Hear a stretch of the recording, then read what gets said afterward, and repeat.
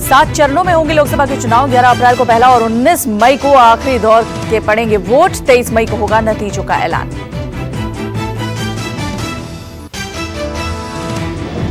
अप्रैल में 11, 18 और 23 और 29 तारीख को होगा मतदान। मई में 6, 12 और 19 तारीख को डाले जाएंगे वोट। यूपी, बिहार और बंगाल में 7 चरणों में होगी वोटिंग। हर मशीन में वीवीपैट की सुविधा। ईवीएम पर उम्मीदवारों की भी होगी तस्वीर। 22 राज्यों में एक ही चरण में डाले जाएंगे वोट। दिल्ली, हरियाणा में 12 मई को मतदान। पंजाब में 19 मई और गुजरात में 23 अप्रैल को वोटिंग।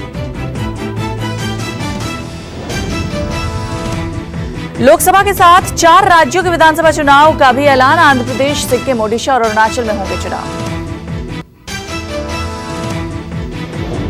चुनावी रणभेरी बजने के बाद पीएम मोदी का बयान। कहा, लोकतंत्र का उत्सव शुरू। फर्स्ट टाइम वोटर्स से रिकॉर्ड वोटिंग करने की अपील। ऐतिहासिक नतीजे की जताई उम्मीद। बीजेपी अध्यक्ष अमित शाह ने चुनाव की घोषणा का किया स्वागत। लोगों से की रिकॉर्ड संख्या में मतदान करने की अपील। तारीखों के ऐलान पर कांग्रेस का ट्वीट। अच्छे दिन आए नहीं पर अपना टाइम आएगा। कहा, अब जनता की बारी है। झूठ से लड़ने की पुरजोर तैयारी है।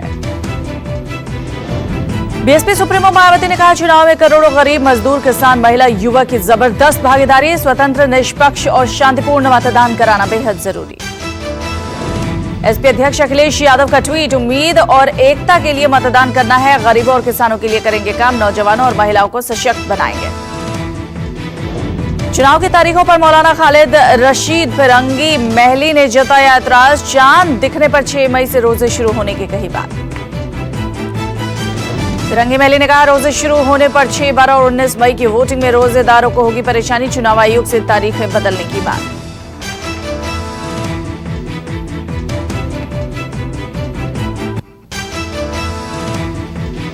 न्यूज 24 से खास बातचीत में सीएम योगी आदित्यनाथ का दावा। कहा, यूपी की 80 में से 74 से ज्यादा सीट जीतेंगे। योगी ने इस बार अमेठी और रायबरेली सीट जीतने की भी कही बात। बोले, मोदी के नेतृत्व में फिर बनेगी एनडीए सरकार। यूपी के डिप्टी सीएम केशव प्रसाद मौर्य ने भी किया चुनावों में बीजेपी की जीत का दावा। एलजेपी नेता रामविलास पासवान ने भी किया एनडीए की सरकार बनने का दावा। कहा, जीत सुनिश्चित करने के लिए लगाएंगे पूरा जोर। चुनाव की तारीखों के ऐलान के बाद यूपी में ओम प्रकाश राजभर का बयान। कहा, सीटों पर समझौता होने पर हम बीजेपी के साथ। महाराष्ट्र में एनडीए की सीट बंटवारे पर केंद्रीय मंत्री रामदास अठावले नाराज। अपनी पार्टी आरपीआई को भी सीट देने की मांग। पंजाब के सीएम कैप्टन अमरिंदर सिंह का पूर्व पीएम मनमोहन सिंह से चुनाव लड़ने का आग्रह। अमृतसर सीट से चुनाव लड़ने का दिया न्यौता। मनमोहन सिंह से किए गए कैप्टन के आग्रह पर बीजेपी ने किया सवाल। पंजाब बीजेपी के अध्यक्ष से पूछा, पंजाब और अमृतसर के लिए अपना योगदान बताएं पूर्व पीएम। शिरोमणि अकाली दल ने पंजाब के सीएम और प्रदेश कांग्रेस अध्यक्ष सुनील जाखड़ को बताया फेल। विक्रम मजीठिया ने कहा, अब मनमोहन के भरोसे चुनाव में जाना चाहते हैं दोनों। हाथ थामेंगे पाटीदार नेता हार्दिक पटेल। कल होंगे कांग्रेस में शामिल।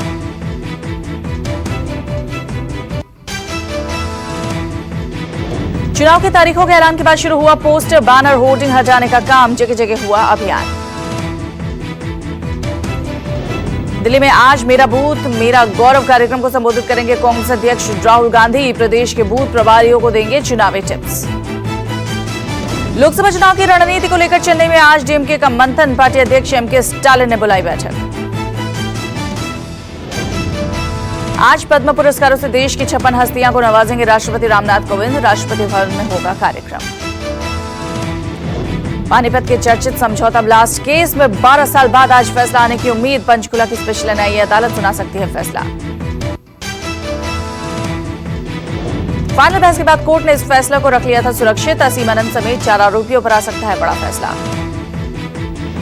दिल्ली के पटेल हाउस कोर्ट में आज होगी जेएनयू नारेबाजी केस की सुनवाई। पिछले सुनवाई में कोर्ट ने वीडियो फुटेज देखने की कही थी बात। 10 दिनों के सालाना उत्सव के लिए आज खुलेगा केरल का सबरीमाला मंदिर। 21 मार्च तक चलेगा उत्सव। पाकिस्तान के पीएम इमरान खान को अयोग्य ठहराने की मांग वाली याचिका पर लाहौर हाईकोर्ट में आज सुनवाई। नामांकन दस्तावेज में जानकारी छुपाने का आरोप। इमरान पर पूर्व पत्नी अना लोईसा की बेटी से अपना रिश्ता छिपाने का आरोप। इसी को लेकर कोर्ट में दी गई है याचिका। जम्मू कश्मीर के त्राल में आतंकियों से एनकाउंटर में सुरक्षा बलों की बड़ी कामयाबी, 3 आतंकियों को किया ढेर। पिंगलेश इलाके में आतंकियों के मारे जाने के बाद फायरिंग बंद, सुरक्षा बलों ने चलाया सर्च ऑपरेशन। एक घर में छुपकर आतंकियों ने सुरक्षा बलों पर शुरू कर दी थी फायरिंग, जवाबी कार्रवाई में मारे गए 3 आतंकी। राजस्थान के श्रीगंगानगर के 3B गांव में बम गिरने से हड़कंप, बम गिरने से गिरी घर की छत। बम के नहीं फटने से छत के अलावा और कोई नुकसान नहीं, जांच में जुटी पुलिस, सेना को भी दी गई सूचना।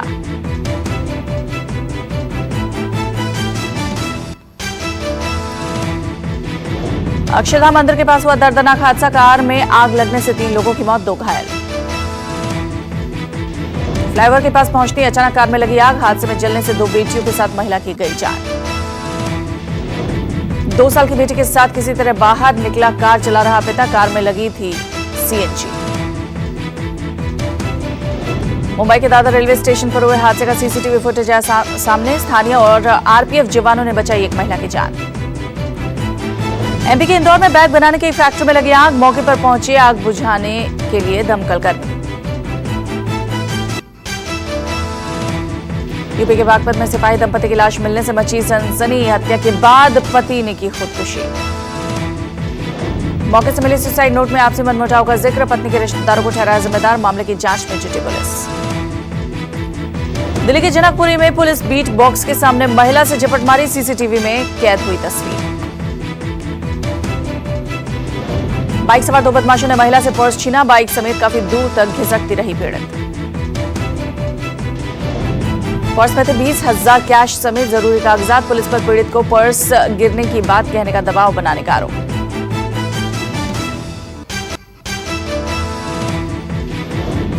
हरियाणा के रोहतक में कांग्रेस नेता के राशन और खाना बांटने के कार्यक्रम में मची अफरा तफरी, एक महिला की मौत।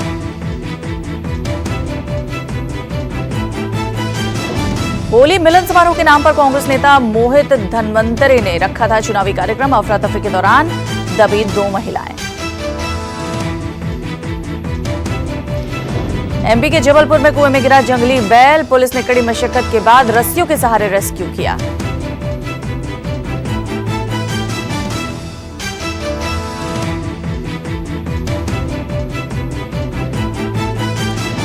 जबलपुर के कराठा गांव में पहले ग्रामीणों ने बैल को कुएं से निकालने की कोशिश की, नाकाम होने पर पुलिस को दी सूचना।